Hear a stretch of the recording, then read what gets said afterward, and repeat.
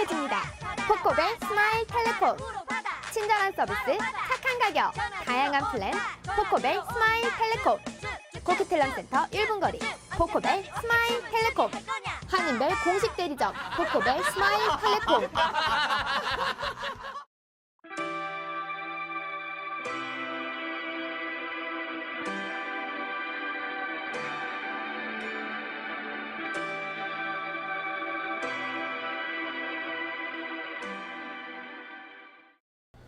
최근 밴쿠버에 ATM기가 설치된 비트코인에 국제적인 관심이 집중되고 있습니다.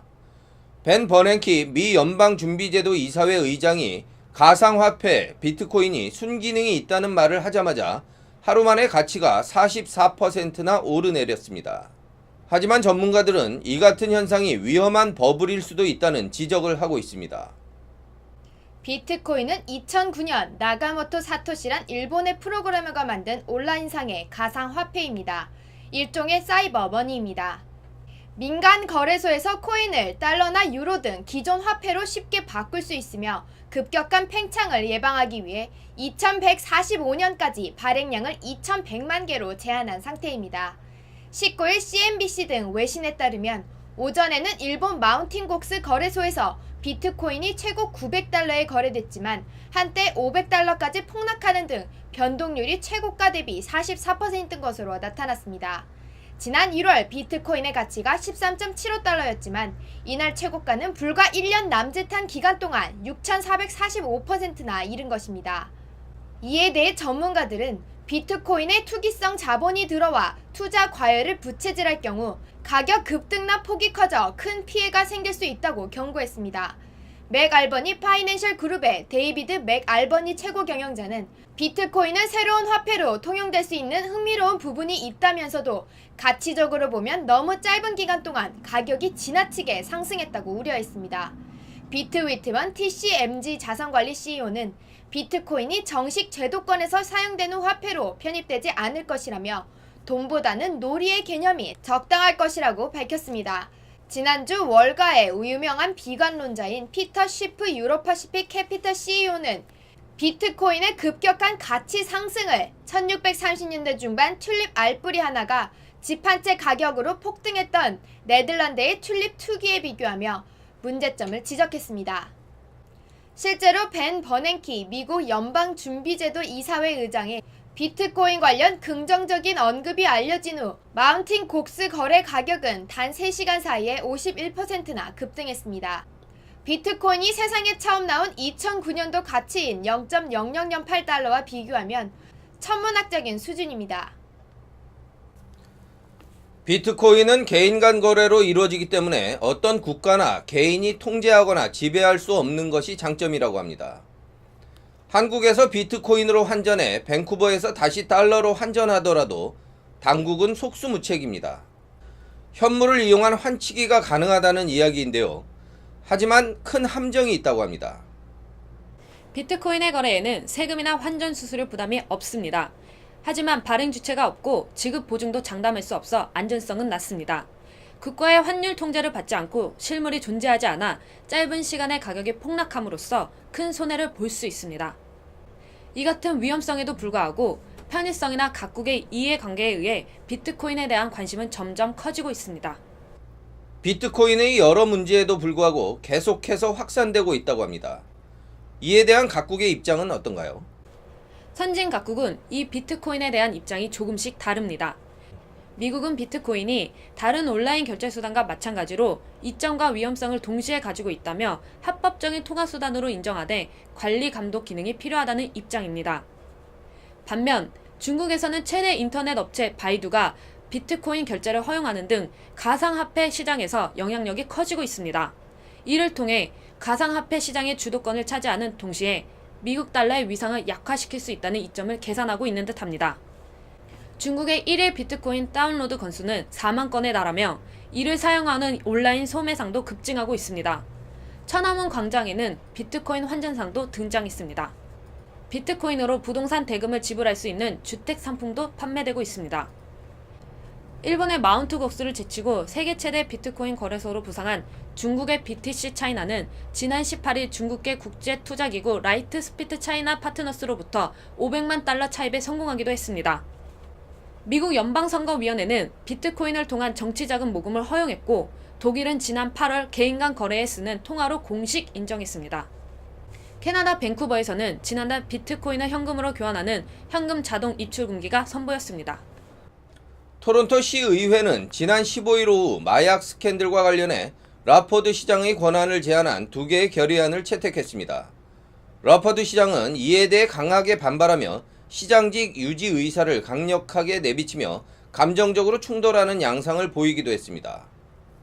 그런데 19일 라포드 시장은 앞으로 마약과 술을 끊겠다고 맹세하면서 의회와 사퇴론자들에게 한 발 물러서는 모습을 보였습니다. 찬성 41표, 반대 2표로 가결된 토론토 의회의 첫 결의안은 비상사태 발생 시 시장이 행사하는 권한을 노름 켈리 부시장에게 의림하는 내용을 골자로 하고 있습니다. 두 번째 결의안은 포드 시장의 인사권을 박탈하는 내용으로 찬성 39표, 반대 3표로 통과됐습니다. 이에 대해 포드 시장은 지자체법 전문 변호사를 위임하고 법적 대응을 하겠다고 밝히고 자신의 정보를 누출한 보좌관을 고소하겠다고 으름장을 놓았습니다. 시의회는 이에 앞서 포드 시장에게 직무 중단을 촉구하는 결의안을 채택했으나 포드 시장이 이를 거부했었습니다. 시의회에 잇따른 결의안 채택에 대해 포드 시장은 내년 10월 27일 선거에서 유권자들의 심판을 받겠다며 재출마 의지를 다시 강조하는 등 의회와 맞서는 모습이 이어졌습니다. 그런데 19일 로포드 시장은 앞으로는 마약과 술을 끊고 나쁜 친구들과도 멀리하겠다고 맹세함으로써 의회와의 악화된 관계를 만회하려는 노력을 보였습니다. 포드 시장은 자신이 알코올 중독도 마약 중독도 아니라고 주장하면서 지난 3주 동안 한 잔도 술을 마시지 않았다고 말했습니다. 채널 CP24의 토론토 뉴스에 나온 그는 완전히 술을 끊었느냐는 기자의 질문에 100% 확실하다, 보증한다고 여러 번 언급했습니다. 포드가 이 말을 한 것은 시의회가 그의 권한 대부분을 삭감하기로 의결한 지 하루만으로 그의 보좌진 중 주요 인물 몇 명은 이미 19일에 포드 시장을 떠나 새롭게 그의 권한을 의임받은 부시장을 위해 일하기로 했다고 발표했습니다. 코카인, 마약, 담배를 피우고 불법 마약을 구하고 음주운전을 했던 사실을 모두 시인한 포드 시장은 그러나 2번 다시 마약을 하지 않겠으며 앞으로 나쁜 친구들을 멀리할 것인가는 질문에도 그렇다고 대답했습니다. 토론토 시의회는 포드 시장의 사퇴 권고 결의 의외에도 그의 강제 퇴임을 의결할 권한이 있습니다. 여러 차례의 결의안 가결을 통해 자신이 속한 자유당도 등을 돌리는 분위기가 느껴진 포드 시장이 자세를 낮추는 것 같습니다. UN 기후변화 협약 당사국 총회가 폴란드 바르샤바에서 진행 중입니다. 회의의 결론을 도출하기 위한 고위급 회의가 19일부터 22일까지 진행되는데요. 매번 발생하는 일이지만 이번에도 선진국과 개도국의 입장이 팽팽하게 맞서고 있다고 합니다. 제19차 UN 기후변화 협약 당사국 총회가 폴란드 바르샤바에서 진행 중인 가운데 결정문 채택을 위한 고위급 회의가 19일 개회식을 시작으로 오는 22일까지 나흘간의 일정에 돌입했습니다. 고위급 회의는 전세계 195개국의 장관급 대표단들이 참여해 실무급 사전회의에서 채택된 주요 의제의 막판 협상이 진행됩니다. 지난 11일 개막한 이번 총회에 참가한 당사국들은 2020년 이후부터 적용될 신기후 체제의 온실가스 감축 목표 설정 방식과 이를 위한 협상 일정, 기후 재원 확보 방안 등을 논의하고 있지만 구체적인 감축 규모와 시기, 방식 등을 둘러싸고 선진국과 개도국이 팽팽한 줄다리기를 하고 있는 상황입니다. 이번 회의의 쟁점은 크게 3가지입니다. 2020년까지 온실가스 감축 방안, 2020년 이후 적용될 신기후 체제의 적용 방식, 개도국의 온실가스 감축을 돕기 위한 선진국의 재정 및 기술 지원 방식 등입니다. 2020년까지의 온실가스 감축 방안은 기후변화 협약의 부속 의정서인 교토 의정서에 대한 각국의 비준 여부가 문제로 떠오르고 있습니다. 지난해 카타르 도하에서 채택된 제2차 교토 의정서 개정안이 발효되기 위해서는 전체의 4분의 3인 144개국의 비준이 필요하지만 19일 현재 4개국만 비준을 마쳤습니다. 개도국들은 선진국들의 신속한 비준을 촉구하고 있는 반면 선진국들은 중국, 인도 등 온실가스 배출량이 많은 개도국들의 동참이 필요하다는 입장입니다. 2020년 이후 적용될 신기후 체제의 적용 방식도 논쟁이 되고 있습니다. 각국의 감축량을 일률적으로 전해주는 하향식을 채택할지 각 국가의 상황에 맞는 감축량을 정한 후 총량을 결정하는 상향식을 채택할지 여부를 두고 경론이 예상됩니다. 선진국의 재정 및 기술 지원 방식도 참가국 간 이견이 존재하고 있습니다. 구체적인 자금 지원 계획을 주문하는 개도국과 재정 지원에 앞서 투명한 투자 환경이 마련돼야 한다는 선진국이 팽팽하게 맞서고 있습니다. 한편 참가국 가운데 필리핀을 강타한 초강력 태풍 하이엔이 지구온난화의 결과라는 주장이 나오면서 선진국의 온실가스 감축에 대한 압박이 한층 강해졌습니다.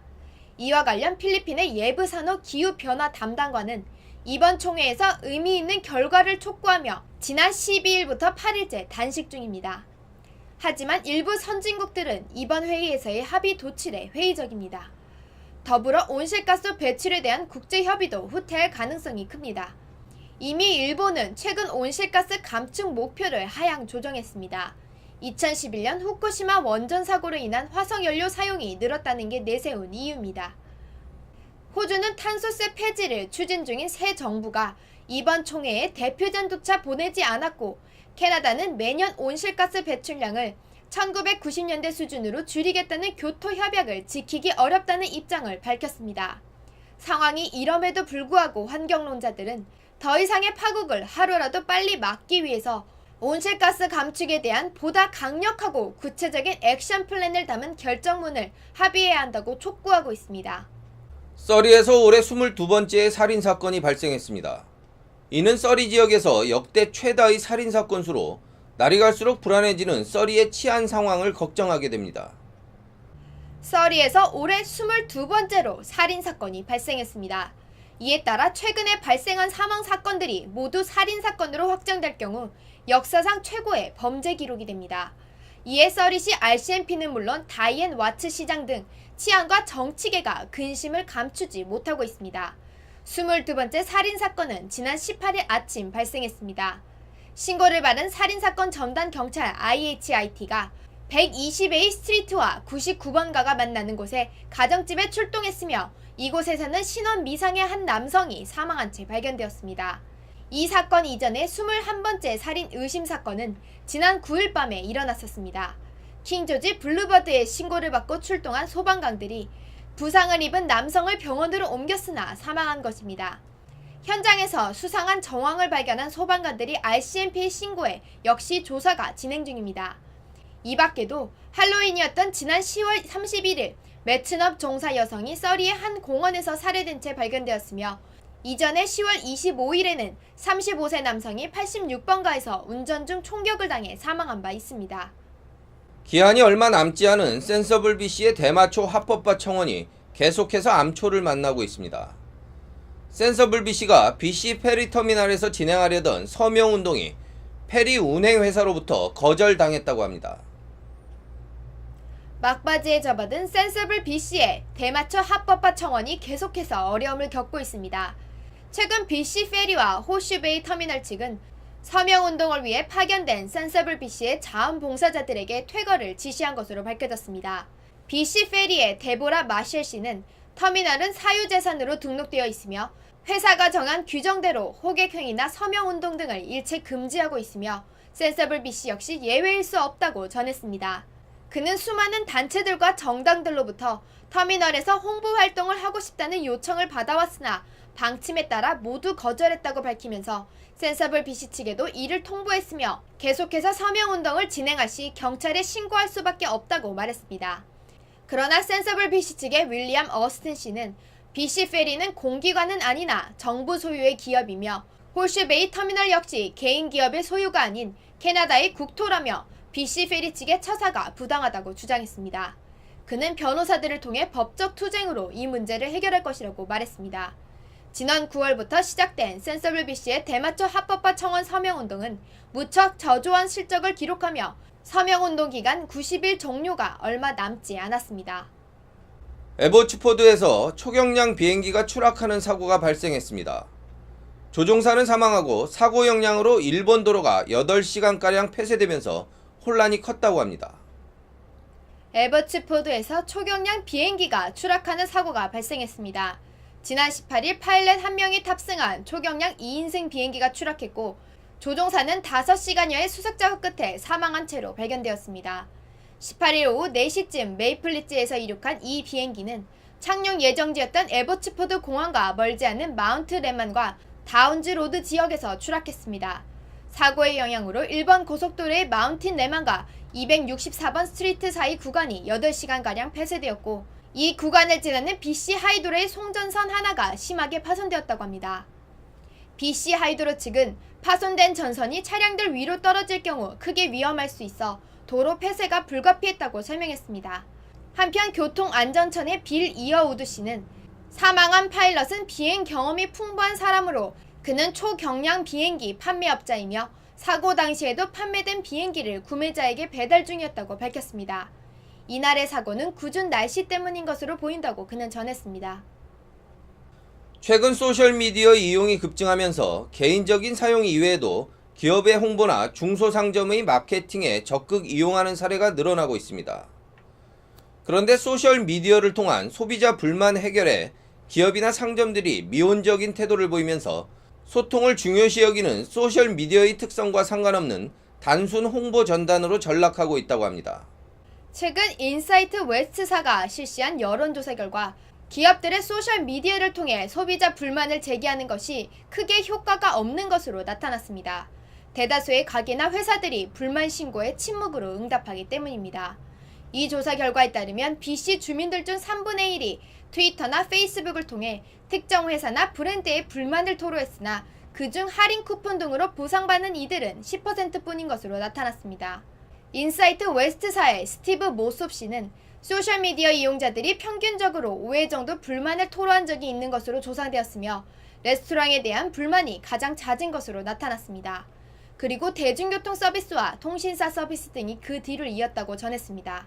그는 소셜미디어를 통해 소비자의 불만이 발생하는 것은 전파와 파급력으로 인해 회사나 점포의 이미지에 큰 타격을 입는다고 평가했습니다. 그러나 불만에 응답하지 않는 것은 더 치명적인 타격을 입는 것이라고 덧붙였습니다. 낙태를 반대하는 홍보 캠페인이 펼쳐지고 있습니다만 수단으로 만들어진 홍보 전단이 너무 끔찍해서 논란이 되고 있습니다. 캐네디언 센터 for Bi-Ethnical Reform의 낙태 반대 캠페인이 논란이 되고 있습니다. 문제는 홍보를 위해 사용한 전단 때문입니다. 칠리왁에 거주하는 킴 말로니 씨는 집 앞에 배달된 낙태 반대 홍보 팸플릿을 남편과 함께 발견했습니다.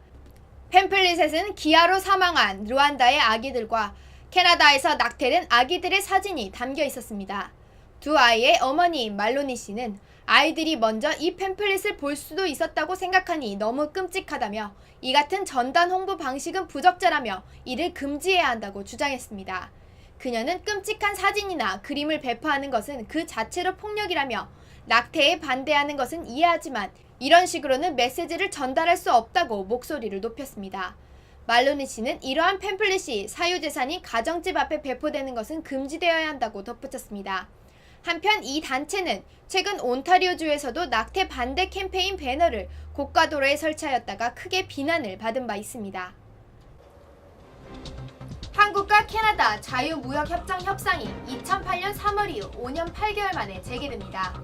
한국의 산업통상자원부는 제14차 한국과 캐나다 FTA 공식 협상이 25일부터 29일까지 서울 중구 장충동 신라호텔에서 열린다고 20일 밝혔습니다. 한국 측에서는 최경림 산업부 통산차관부를 수석대표로 산업부, 기획재정부, 농림축산식품부 등 정부 대표단 40여 명이 참석하며 캐나다 측에서는 이안 버니 외교통상부 차관부를 수석대표로 외교통상부, 농식품부, 금융청 등 대표단 20여 명이 참석합니다.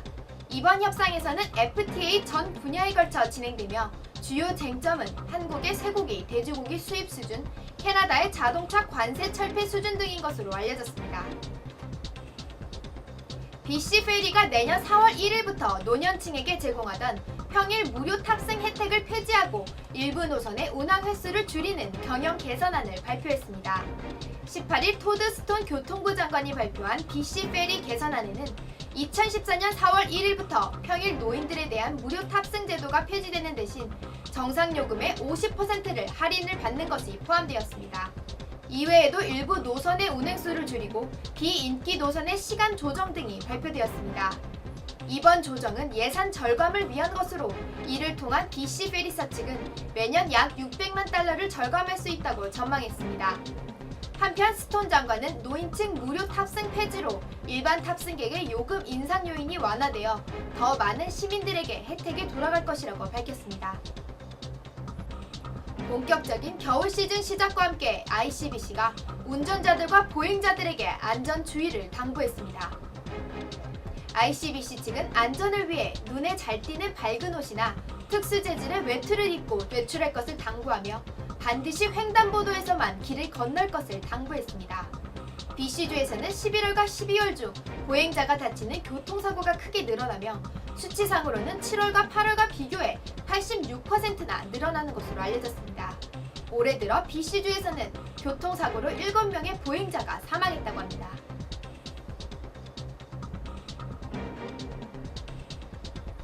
구글과 마이크로소프트사가 아동 음란물을 검색을 통해 차단한다는 방침을 정하고 시행할 것이라고 밝혔습니다.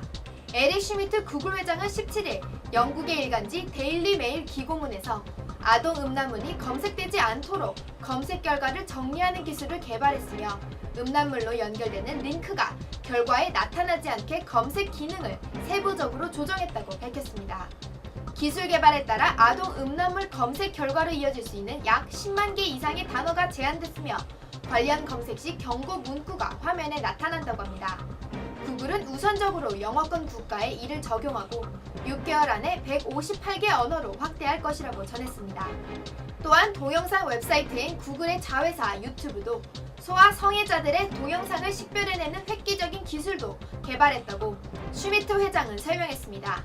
한편 마이크로소프트사 역시 지난 수년간 아동 음란물 인터넷 공유를 막기 위한 기술 개발에 힘써온 것으로 알려졌습니다. 구글과 마이크로소프트사는 인터넷 검색량의 95%를 차지한다고 합니다. 지난 17일 아침 밴쿠버시를 지나는 택시에서 아기가 태어났습니다. 운전사 압둘 자바 씨는 5시쯤 한 부부가 탑승했는데 3분 정도 후에 뒷좌석에서 아기 울음소리가 들렸다며 당시 상황을 전했습니다. 아이의 아버지는 BC 여성병원으로 빨리 가야 한다며 운전사를 재촉했지만 결국 택시 안에서 탯줄을 잘라야 했다고 합니다. 한국의 할인 판매전 이마트가 캐나다의 프리미엄 패딩 구스를 할인 판매했습니다. 이마트는 창고형 할인 매장에서 캐나다 구스를 20일부터 23일까지 800매 한정 수량을 선착순 판매한다고 밝혔는데 1인당 2벌까지만 구매 가능하다고 합니다. 캐나다 구스는 한국에서 한 벌에 100만 원이 훌쩍 넘는 고가 브랜드이지만 이번 행사에서는 20%에서 30% 저렴한 가격이 책정되었다고 합니다. 미국 워싱턴주는 최근 마리화나 사업을 합법화했습니다.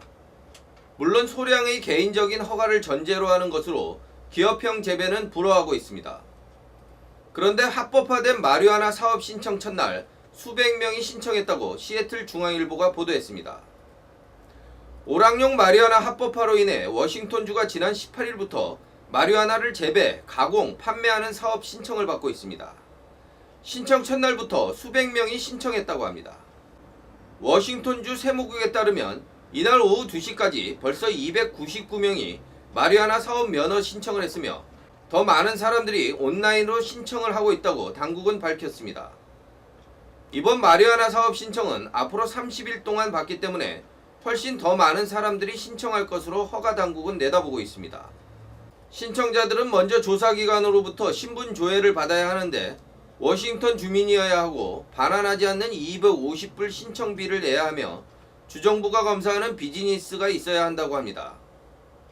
당국은 시애틀에 21개를 포함 워싱턴주의 전역에 334개의 마리화나 업소만 허가할 예정입니다. 워싱턴주는 지난해 21세 이상 성인이 레크레이션 용도로 마리화나 흡연을 할 수 있도록 법안을 통과시켰습니다. 이번 사업 신청으로 워싱턴주의 합법적인 마리화나 판매업소는 내년 5월경에 오픈할 것으로 전망되고 있습니다. 미주 한인들의 배우자 선호도 조사가 나왔습니다. LA중앙일보 보도입니다. 결혼정보업체인 듀오 LA지사와 미주 선우에 따르면 직업별 신랑 후보 1순위는 역시 의사, 변호사, 회계사 등 전문직 종사자라고 합니다. 이런 경향은 한국과 다르지 않습니다. 연수입에 따른 선호도 조사에서 한인 남성은 약 14만 달러 이상, 한국 남성은 약 5만에서 8만 달러 이상을 벌어야 경쟁력 있는 배우자감으로 분류했습니다. 여성은 남성이 받는 연봉의 70% 이상을 받을 경우 높은 점수를 받았습니다. 외모에 대한 설문에는 한국의 경우 남자는 깔끔하고 귀공자형이, 여자는 뽀얀 청순형이 선호도가 높았던 반면 미국에선 개성을 보다 중요시 여기는 경향이 나타났습니다. 키와 체형의 균형이 맞고 건강미 넘치는 남녀가 선호됐습니다. 한국이나 미국이나 여성 회원의 경우 외모가 자신의 선호도를 크게 좌우한다는 점은 같았습니다. 또 미국과 한국의 남녀 모두 큰 키를 선호하는 공통점이 있었습니다. 한국은 배우자나 부모의 프로필을 중시했지만 미국에선 프로필보다 느낌을 중시하는 경향이 크다고 합니다. 시카고에 설치된 과속 단속 카메라로 한 달간 무려 2,700여 장의 벌금 고지서가 발부된 것으로 나타났습니다. 시카고 중앙일보의 보도입니다. 19일 시카고 시청에 따르면 지난 9월부터 시카고 지역에 설치된 과속 단속 카메라로 모두 33만여 장의 벌금 고지서와 경고장이 차량 소유주에게 발송됐습니다. 시카고의 과속 단속 카메라는 시 조례에 따라 설치된 후 첫 30일간은 유예기간으로 이 기간에는 경고장만 발부된다고 합니다. 유예기간이 끝난 후에도 첫 번째 적발 시에는 벌금 고지서 대신 최종 경고장이 차량 소유주에게 발송되지만 이후 적발부터는 벌금 고지서가 나갑니다. 시카고시 교통국이 집계에 따르면 10월 16일부터 11월 17일까지 9곳에 설치된 과속 단속 카메라에는 모두 2,722장의 벌금 고지서를 발부했으며 경고장은 30만 장, 최종 경고장은 2만 4천 장이 각각 나갔다고 합니다. 시카고 시청은 과속 카메라가 발부하는 경고장이 점차 줄어들고 있다며 카메라 설치 효과가 나타나고 있다고 강조했습니다. 하지만 당초 람 이메뉴엘 시장이 과속 카메라로 거둬들인 벌금은 교육 부분에 투자한다고 했지만 현재 시의회에 제출된 예산안에는 이 같은 내용이 누락된 것으로 알려져 논란이 되고 있다고 합니다. 애틀란타 중앙일보는 한인과 미국 교회가 함께 진행한다는 노숙자 구호 캠페인을 보도했습니다. 애틀란타 디딤돌 선교회와 한인 개신교계가 함께 전개하고 있는 사랑의 담요 나누기 캠페인에 한인 및 미국인들의 참여가 이어지고 있습니다. 애틀란타 수완이에 있는 한비전교회는 최근 야드 세일을 통해 담요와 자켓 기부를 받았습니다. 이 교회 내 노숙자 선교 구제팀은 이날 모인 자켓과 담요 등을 디딤돌 선교회에 전달할 예정이라고 합니다.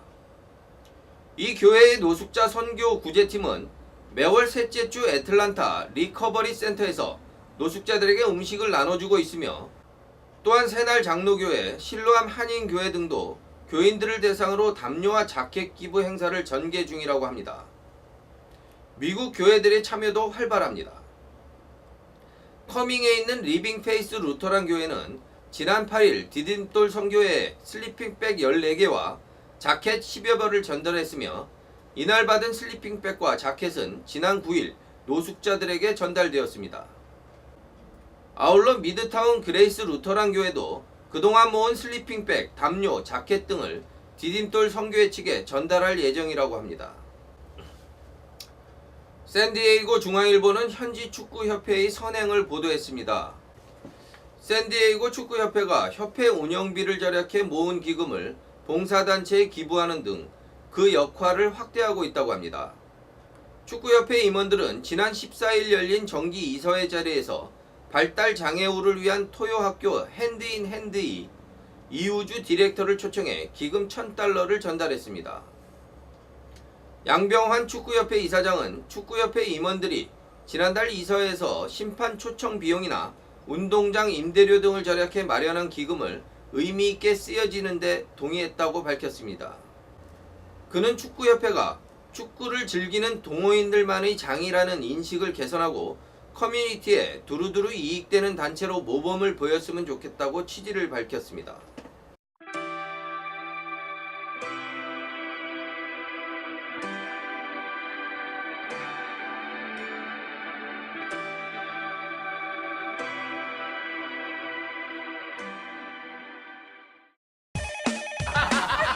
웃으면 행복해집니다. 코코벨 스마일 텔레폰. 친절한 서비스, 착한 가격, 다양한 플랜. 코코벨 스마일 텔레콤. 코크텔남센터 1분 거리. 코코벨 스마일 텔레콤. 한인벨 공식 대리점. 코코벨 스마일 텔레콤.